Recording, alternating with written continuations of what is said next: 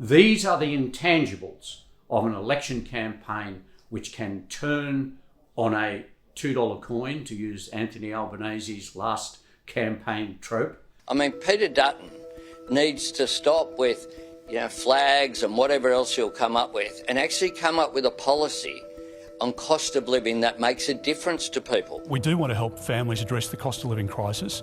We do want to address the energy crisis that has been created in this country, and we do want to make sure that we can keep Australians safe.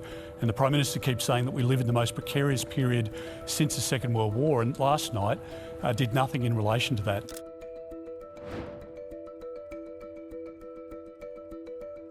The May 2025 election is going to set some precedents.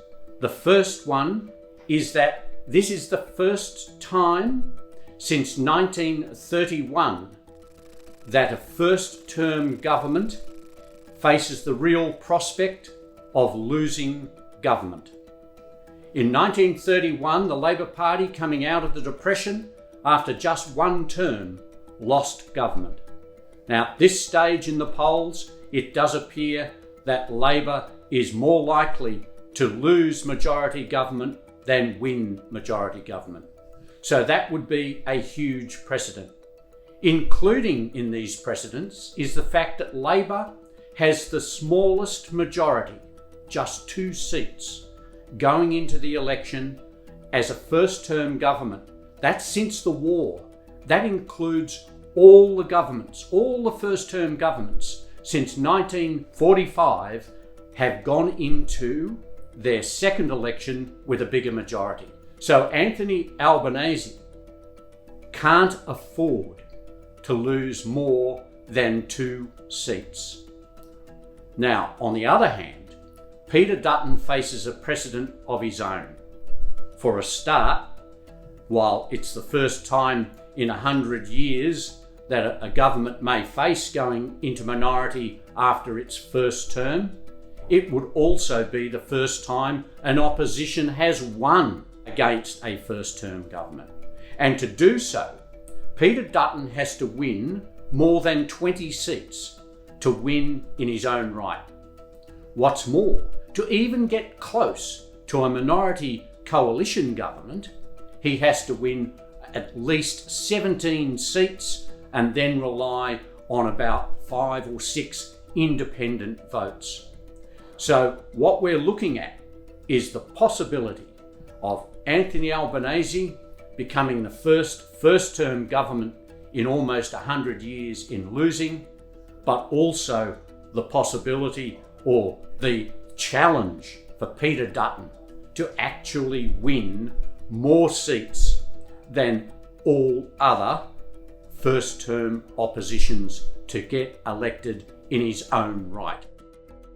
In the last election, of course, Labor won with a combination of losses for the Liberal Party on the eastern seaboard, with resentment against Scott Morrison in the Teal independent seats, and with a high number of seats gained in Western Australia.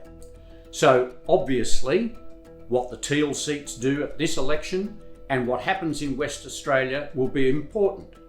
But the way things are going in Western Australia, it is more likely that Labor could lose a seat or 2 in the West. In Tasmania, there is the likelihood that Labor will lose at least 1 seat, particularly over the salmon fishing fiasco. On the eve of the election, have you sold out your environment credentials for a rotten, stinking extinction salmon? Extinction salmon. Senator Hanson-Young, remove the prop from the chamber.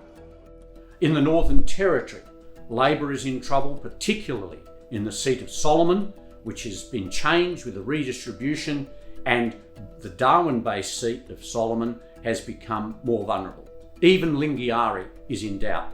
So there we have, in Tasmania, Western Australia and the Northern Territory, the prospect of Labor losing its 2-seat majority. Given the coalition dominance in Peter Dutton's home state of Queensland, it is unlikely Labor will pick up seats from the coalition there although they may pick up a seat from the Greens in Brisbane. Which means New South Wales and Victoria, the states where the most seats are available to be won, and in Victoria, where the state Victorian government, Labor government, is completely on the nose, Victorians are likely to vote against Labor more than they would in a normal election. Victoria is Labor's stronghold. In New South Wales, there is a real fear for Labor in coastal seats and because of renewable energy policies. A lot of offshore wind projects have really upset people all up and down the New South Wales coast, so that there is talk of even the Hunter, that stronghold of Labor, being under threat, along with Patterson and others, and on the south coast, even Whitlam, that iconic seat of Labor's, because of renewable energy difficulties. We'll always look towards what we can do in cost of living measures, but in ways that are designed to put that downward pressure on inflation. Everyone agrees. Labor, Liberal, Greens, even Teals agree. Cost of living is the number one priority for everyone.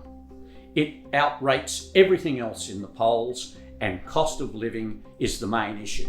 That's why what we have seen so far is the Labor Party talking about cost of living relief. Its budget had the tax cuts. It was all there about cost of living relief. Peter Dutton's response, particularly on the petrol excise, has been a response about immediate relief on cost of living. The other thing about cost of living is that it has become conflated with other issues, so that we see energy, the prime area of concern, not just on environmental areas, but on the cost of electricity and gas. And remember, at the last election, Labor promised a reduction in power bills of $275. $275. It never happened. And so energy is part of that. It's a two-part issue.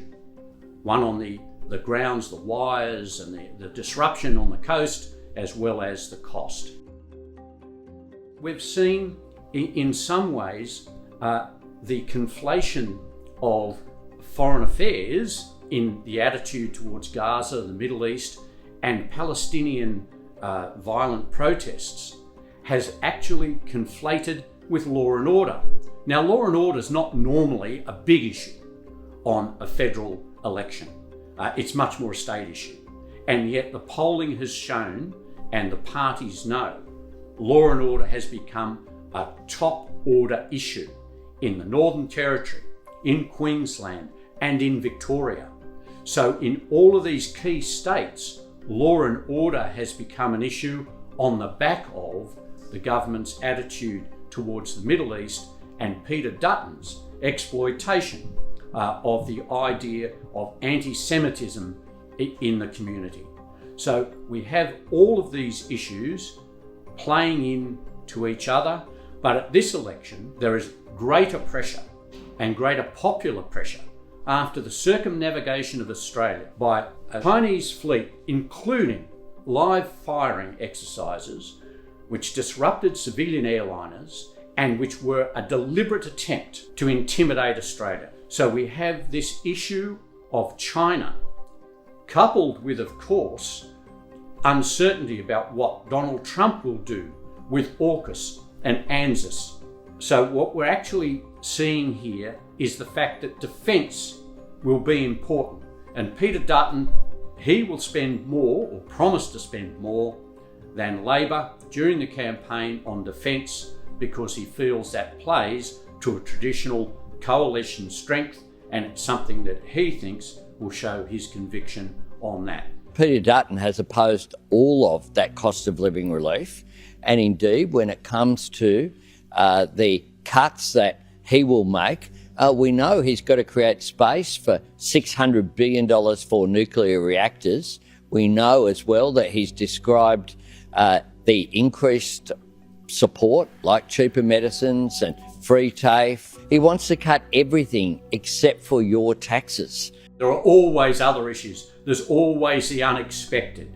And of course, we could see anything from Reggie the Rabbit, which took a great deal of time from the Prime Minister to explain how the South Sydney rabbit mascot had pushed a child and how he was really an 81-year-old. This occupied the Prime Minister for quite a bit of time.